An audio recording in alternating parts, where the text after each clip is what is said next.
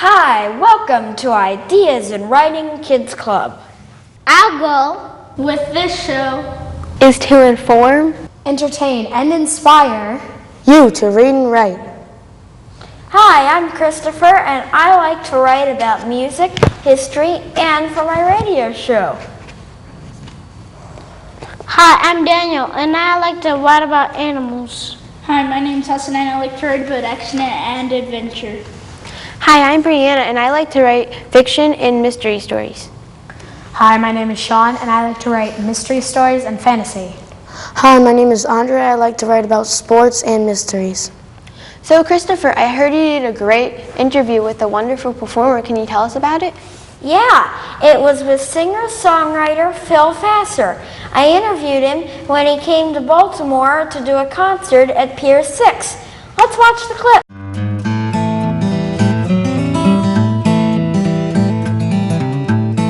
Christopher Nusbaum here from Ideas in Writing Kids Club, and today I'm here with country music singer, songwriter, and good at it, Phil Vassar. Hi, Phil. Thanks for joining us today. Nice to be here, my friend. I appreciate you saying that. How'd you get your start in the country music business? Well, I grew up in Virginia, and I went to school at JMU, and I just realized one day that what I wanted to do more than anything was be a country singer and songwriter. So I moved to Nashville. I had three choices: LA, New York, or Nashville, and I picked Nashville, and I'm glad I did. And it's produced some great songs. Well, thank you. Yeah, it's been great. Where do you get the inspiration for those great songs? Well, every day. I mean, my kids, my family, my friends, whatever it may be. It might be TV or anything. I get ideas from all kinds of places. It can be from anywhere. You just have to be smart enough to write them down, I suppose. And you are smart enough to write that down? Well, sometimes I'm smart enough. Sometimes an idea just gets away from you and you never get it back. Does the band ever help you? Yeah, I mean, I've written some songs with the guys in my band, and we've had several of the songs on the album, so it's really great. I mean, sometimes those guys will come up with an idea and we write it down, and it's great to have. What's your writing process from the idea of a song to writing it and putting it down on paper, recording it? Well, a lot of times it's just different. I mean, sometimes I'll be, I'll write a song on a plane or sitting in a car or wherever I may be, and then I'll write the music to it. But a lot of times for me, I just go to a piano, sit down, and I'll start playing, and then I'll just kind of shut my eyes and just get an idea about what the music might be talking to me about, and so that's the way it happens for me sometimes. And then we go in and re-record it. I'll put it down on a little tape recorder, and we'll take it to the studio, and it ends up on a record. You still got tape recorders? Yes, I sure do, believe it or not. I have the same one I've had for about 15 years, and I'm just it's a cassette player. You probably don't even know what that is, but yeah, but I know. I'm telling you, I still have a cassette player that I still use, and to this day, it's sort of my good luck charm, I think. So at least it's not 8-track. Yeah, it's not 8-track. You don't even know what 8-track is. How do you know what 8-track is? That's amazing. Because Dad's told me. There you go. See, there you go, Dad. Your new song, "Love Is a Beautiful Thing," really speaks to the heart. Where did you get the idea or the inspiration for that particular song? That song is it reminds me of growing up. It reminds me of being a kid, being your age, going to covered dish suppers and weddings, and it's very Americana. I mean, that's what I love about the song. And of course, having a little girl now and thinking about her getting married and growing up one day like that, it just speaks to my heart. Man, isn't it funny how time flies? It is funny how time flies. Sure does. You're going to be grown up before you know it. You're already grown up. I can't believe it. I'm sure your parents look at you and go, holy smoke. Yeah, I'm already 10. I can't even believe it. What do you think is your favorite album, and if you had to pick, and why? You know what? Of the ones I've written, you think, or of mine, or of any album? Any album you've written, or any album that you recorded, but you write on almost all your albums. Right. It's hard. I mean, you're always you're always gonna love the album you just recorded. You know, it's the freshest thing in your mind, and I very rarely go back and listen to my other records. But you know, once in a while, if I do, I get satisfaction for doing that. You know, and you know, I just kind of look forward a lot. I think one day I'm going to sit back and be sitting on the chair and kind of maybe listen back to them, and you know, I'm very proud of them. That's what I love about songwriters. They still call them records. Yeah, we can't stop doing it. Old habits are hard to break. Shoo-wee. And last question, what advice can you give our viewers out there who might be interested in writing music like you do?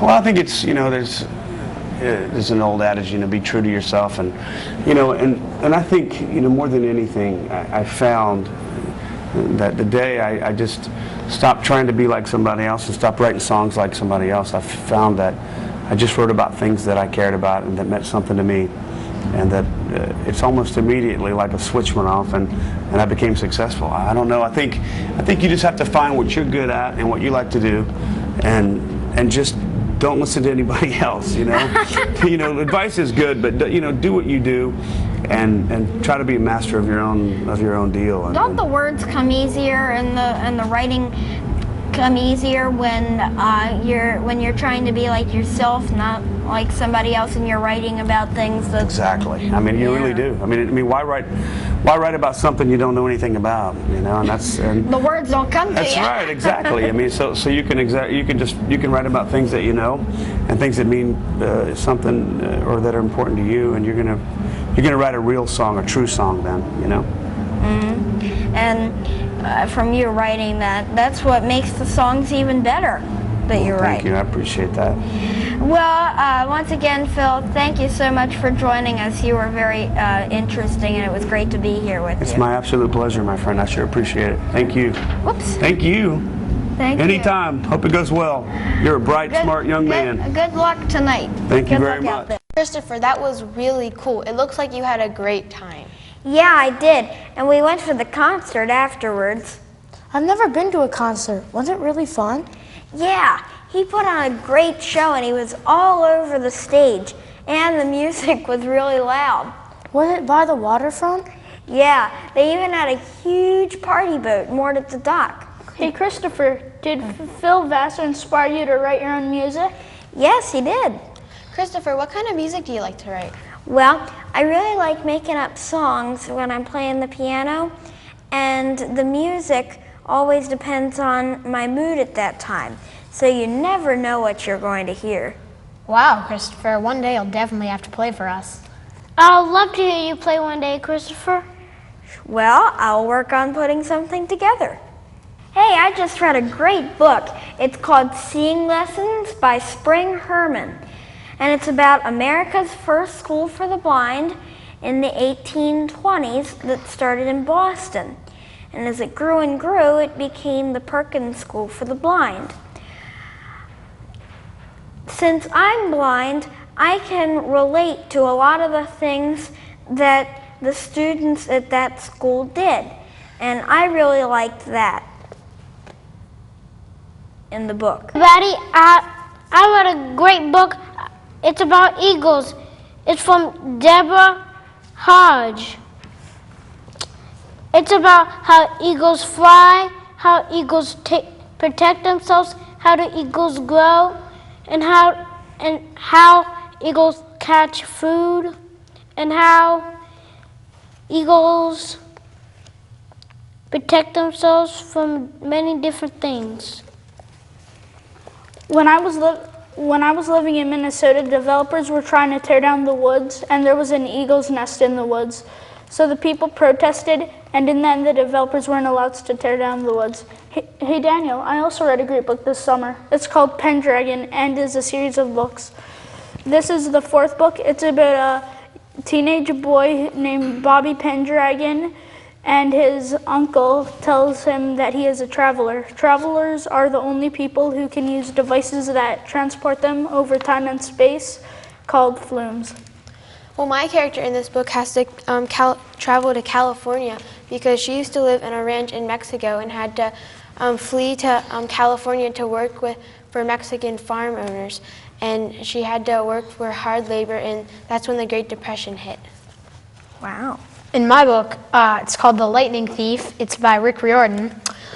My character also has to travel. It's about a boy named Percy Jackson, and he finds out that he's the son of the sea god Poseidon, so as you can see, it incorporates Greek mythology. And he's framed of stealing the sky god Zeus's master bolt, and so he has to journey to Mount Olympus to give it back. I read all the books in that series. They're really good. You guys share a book that you guys like. My book is How to Be Like Mike. It's by Pat Williams. It's all about Michael Jordan and how Michael grew up and became such a good basketball player. It's life's lessons about basketball and other great players. Cool. I really love Michael Jordan. I wish I could have seen him play. I love writing about animals. Well, then you're going to love our next clip. It's with our West Coast roving reporter, Alyssa Huang, and she interviewed Jeff Smith, who writes about all sorts of animals and makes him go on lots of adventures. So let's roll the clip.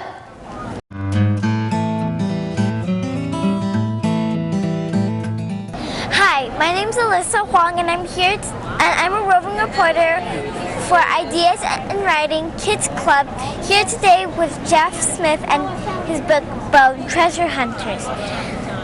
Thank you, Jeff. Thank you so much for being with us today. Thank you for asking me. So how did you get the idea to write this book? Well, actually, when I was about your age, I used to like to read cartoons. I liked to watch them on TV, and I liked to read them in the newspaper and comic books. And I just wanted to try to make my own. So as I got older and I learned how to do it, I just decided to tell stories in comics. Okay. So can you tell me about the main characters in this book? Yes, I can. It's called Bone, and this is Bone. His name's Phone Bone, actually. He's a bone also, and his name is Phony Bone. And these are two cousins who, one of them is very greedy and he's kind of a trickster, and they get lost in a fairy tale valley, and so they have adventures. Okay. That's very interesting. In the process of writing, did you ever get stuck? Yes, actually, I did. Sometimes when you're writing, you don't quite know what to do, and I don't know. You kind of just have to kind of puzzle it out, work it out. Do you have any advice for beginner readers and writers? I think that the best thing to do is just do a lot of reading and writing. Okay. So, what inspired you into writing? I just like stories. I like to watch movies, and I like to hear stories. I used to like to my grandmother used to read fairy tales to me, and I loved that. And so I just like stories, so as I got older, I kind of wanted to try them. Can I ask you a question? On your little notes here, did you draw that? Yes, I did. That's actually a very good drawing. I am not proud of it. No, you should be. It's very good. How old are you? 10. 10? Oh, okay. All right, I will now turn the interview back over to you. Actually, I'm out of questions. Okay, it's perfect. Oh, that's good because they're turning the lights out on us. Thank you. You're welcome. Thank you so much. Daniel, did you know that Jeff Smith draws all his own characters? No, Have you ever tried that? I will. I haven't, but I will. Daniel, how will you start? I'll draw some bats, then I'll write the story. That sounds like a great idea. You have to show us your drawing sometime. Okay, I will. Hey Daniel, we have another clip that you're gonna love. It's from our West Coast roving reporter, Alyssa Huang. She did an interview with Tim Egan. His main character is a mouse that travels the world. Let's roll the clip.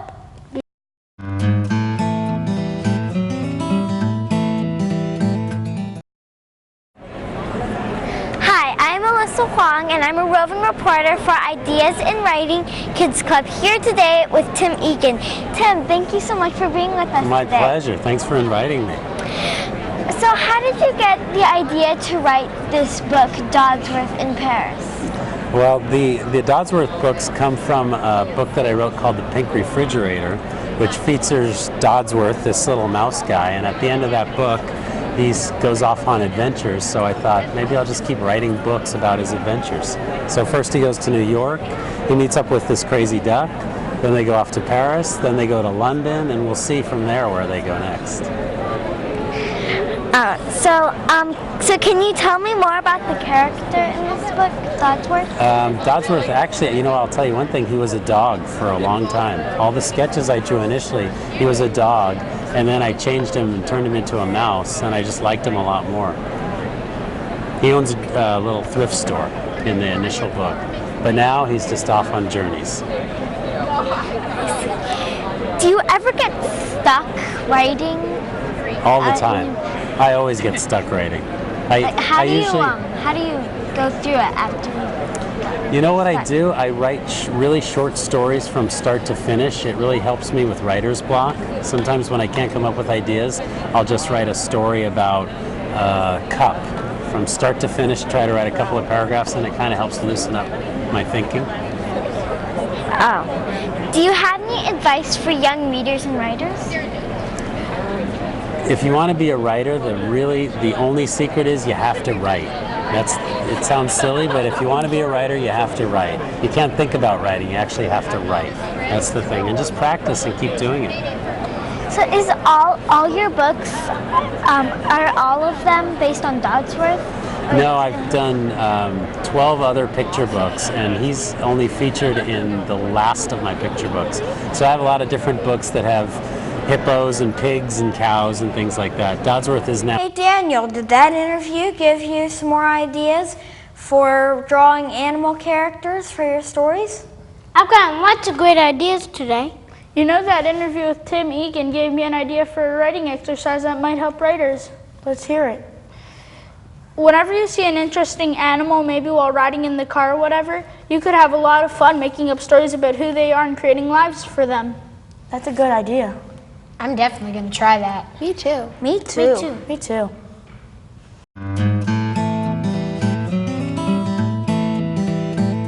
Let's welcome Eric Goodman. Hi, thanks for having me. Welcome. Thank you. Thank you for coming.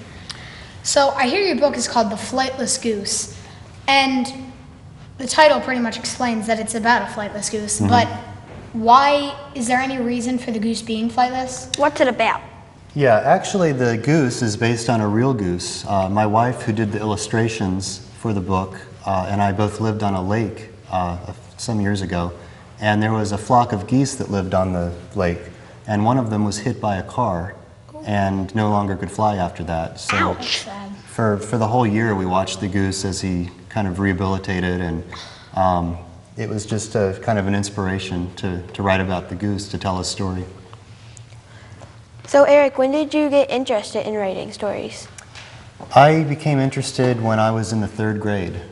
I got a writing assignment in the 3rd grade around Halloween time. I had to write a story about a monster, and it just kind of took over the whole week. That's all I thought about, all I did, and ever since then I've known I wanted to be a writer. I've been writing ever since. How do you decide what company you really want to publish your books? It really takes a lot of research. You have to look at what other kind of books are published by the different publishers and try to find books that are similar to yours. And you want to submit the book to those publishers, the ones that publish books like yours and that you like the quality of the books, and you just send them out. And a lot of times it's more the situation is the publisher deciding on you instead of you deciding on the publisher, because it's a real challenge to get published. You have to send out a lot of letters and a lot of books. But that's how you start out. You look at the writer's market guidebooks at the library and try to find publishers similar to your tastes. How long did it take you to write your book and get it published? The book itself to actually write only took about 3 days. Once I had the story down, I knew I wanted to write a story about the goose that couldn't fly, but it took a few months of kind of thinking it over before I knew what I wanted to do, whether it was going to be a short story or a poem, and I ended up doing the children's book. Then my wife illustrated the book with watercolors, and that took about 3 years. And during that time, I was always taking the book out and rewriting it and revising it, polishing it, trying to make it better.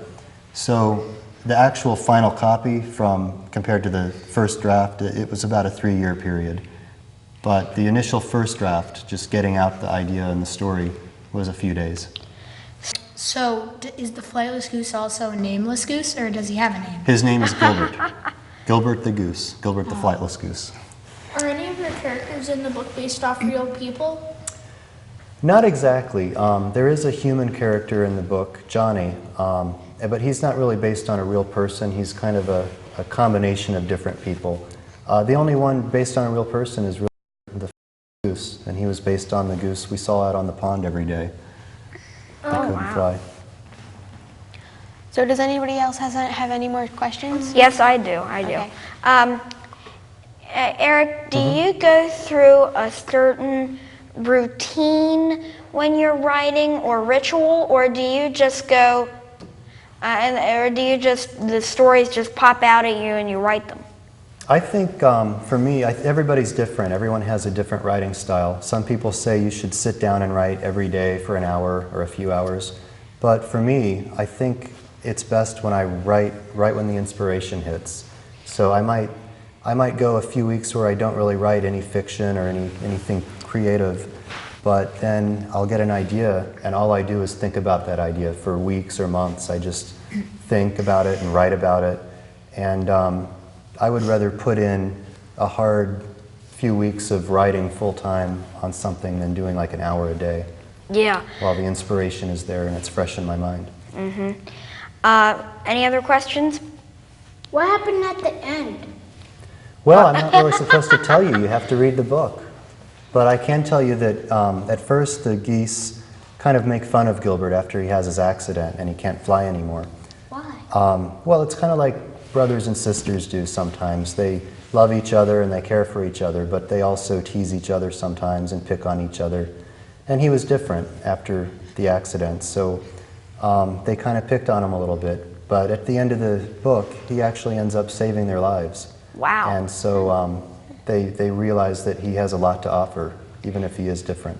And since I'm blind, I can relate to that because a lot of people, when they become blind, a lot of people just start out.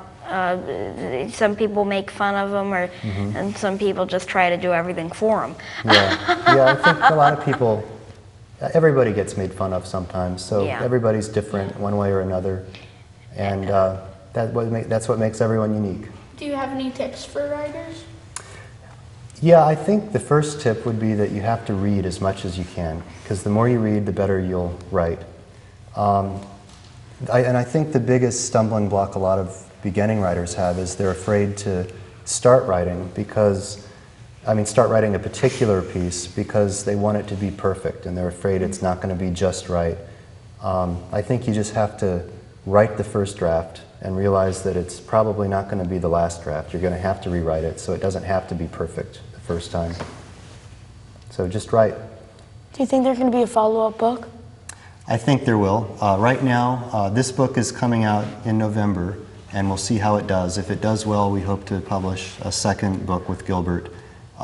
We're thinking that maybe in this book, he's not able to fly south for the winter, and we're hoping to find a way to let him have a vacation again. And in the meantime, we're also working on another children's book, which is going to be a holiday book. Oh, a holiday book. Whole different set of characters. Can he fly again? No, unfortunately he can't, but he can run really fast and swim really fast. He can swim and run faster than any of the other geese. You say it's a picture book. Do you have any pictures to show us? Yeah, I brought a picture of the cover. It's not actually in print yet. It'll be out in November, but this is what it looks like. He's running? Yeah, he's running there really fast. You can't even see his feet. That's his wing. It's broken, and those are the feathers on his wing. Wow. Yeah, he looks different after he's not able to fly anymore, too, the way the car hit his wings. So So when he was walking, the car hit him? He was playing with his friends, and they were kind of playing tag, and he wasn't looking where he was going, and he ran out into the street, and the car couldn't stop in time, so it hit him. And then he had to go to his whole body? Yeah, and he went to the doctor, and he had big casts on his arms for a while. They have a goose doctor? Yeah, Dr. Fowler. Dr. Goose.com. What, rungoose.com? Rungoose.com. Okay, well, thank you, Eric. And Thank we you. enjoyed it. And Thank you very much. I enjoyed it. Thank you. Thanks. Thank you for joining us today. We've gotten a lot great writing tips. For more information and writing resources, Go to our website, www.ideasinwriting.org. And click on the link that says, This way to the Kids Club.